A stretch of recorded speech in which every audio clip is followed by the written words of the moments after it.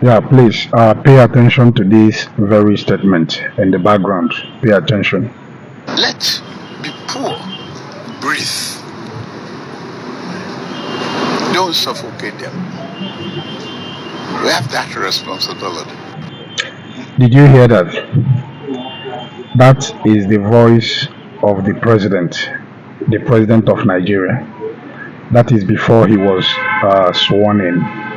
He said, let the poor breathe. Let the poor breathe.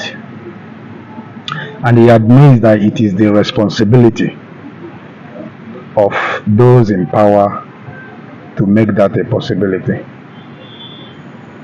So the question right now is, are the poor breathing?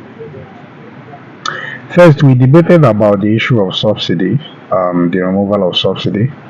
Most of us agreed that the removal of subsidy is a good development. But the question is, do they make any plans beforehand before removing that very subsidy? If there was plan in place, a proper plan, proper arrangement in place before the removal of the subsidy, fuel wouldn't have been sold for 514 naira today. This is a recipe for high inflation because everything revolves around fuel, petrol. You need petrol to, transport your goods and services. So this is affecting so many things right now in Nigeria. And secondly, the issue of dollar. Dollar, has it decreased to naira? No. The answer is no. And we run a consumer-based economy. For this reason, things that we import will definitely be sold at a very high price. That one is another problem. Then another thing is the issue of electricity. We need this energy to be able to produce things for factories and industries and so on and so forth. These industries, they need electricity, but because of lack of constant electricity, they will depend on gas and petrol to be able to run their productive machines. And this is another recipe for inflation, because if they buy the gas at a high rate or fuel at high rate, that will eventually reflect on the prices of their commodities. So this is the problem.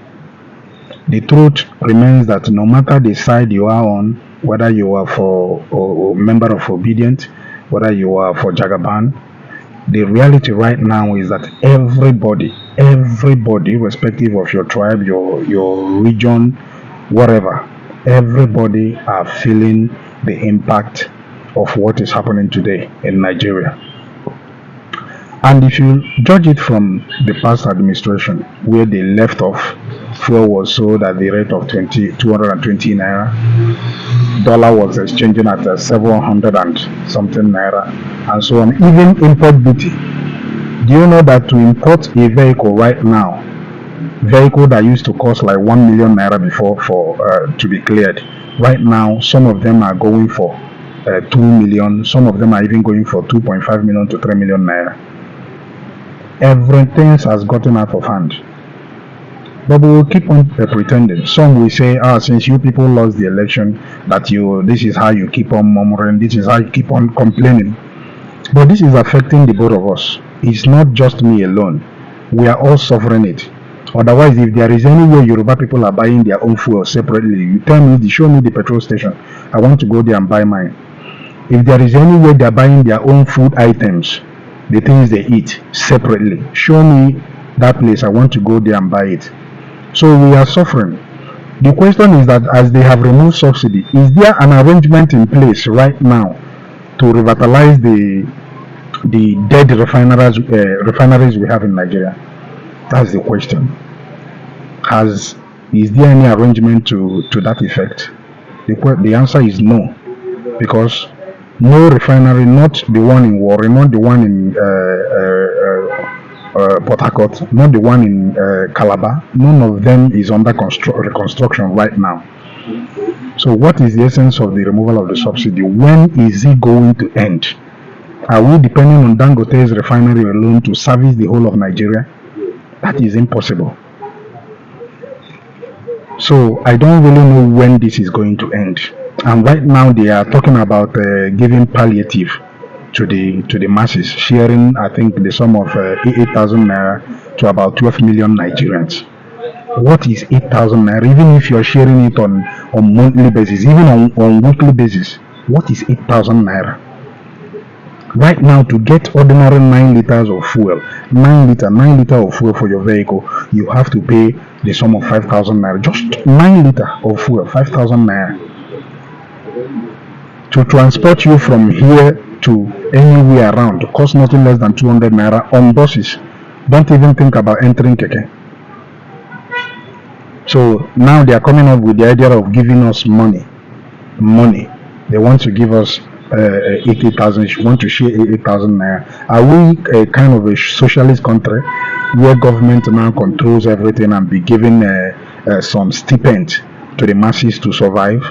Is this a socialist country? Is this or should I call it a communist? Even in China, it's not done that way. Even in places like Cuba, they don't do handouts. So Nigerians now will now depend on the government to survive, as in they can't work for them. You can't provide jobs. You can't introduce policies that will make life more easier and more better for them to survive on their own. Now it has reached a point where people has to be given money, handouts, stipends on weekly, on monthly basis. I don't really know where this country is headed. But for the time being, what I want everybody to understand, it doesn't matter whom you support. It doesn't matter whether you supported Obi. It doesn't matter whether you supported Tinubu. I want everybody to know that the country is not looking good right now. The economy is not looking good. No matter how you debate it, no matter how the reality is that nothing is looking good right now. And if things doesn't change within the foreseeable future, a lot of people